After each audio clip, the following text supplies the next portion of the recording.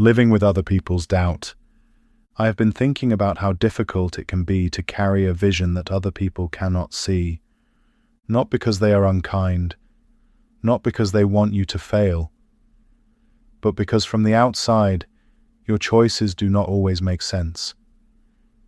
People tend to measure progress by what is visible: income, titles, stability, clear outcomes that can be explained quickly in conversation.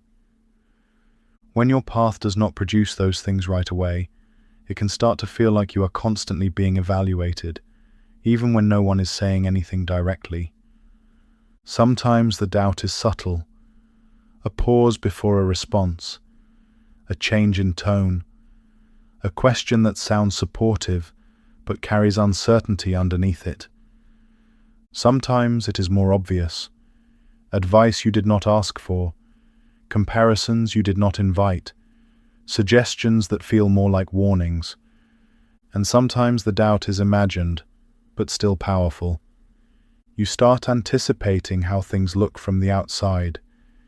You begin explaining yourself in your head before anyone has asked you to. That can be exhausting.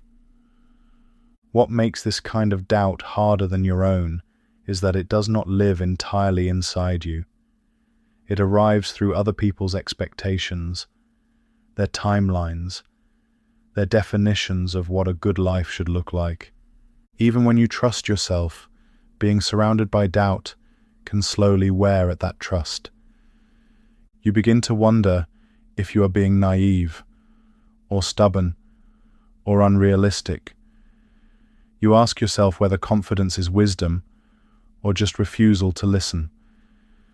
There is a fine line there, and it is not always easy to tell where you are standing. I think what complicates this further is that doubt from other people often comes from care. They worry. They want certainty for you. They want you to be safe. But safety and fulfillment do not always point in the same direction, and trying to satisfy both can leave you feeling like you are disappointing someone no matter what you choose. Over time, this can create a quiet pressure to perform progress rather than actually live it. To choose paths that make sense quickly instead of paths that take time to explain. That is when other people's doubt becomes dangerous, not because it is wrong, but because it can slowly replace your own sense of direction. I am learning that there is a difference between listening and absorbing.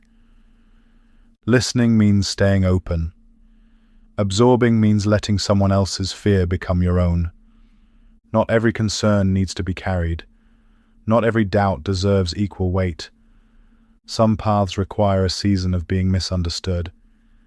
That does not make you reckless. It makes you early. There is also a loneliness that comes with this. When you stop explaining yourself, you also lose some connection. Conversations become shallower. Updates become vague.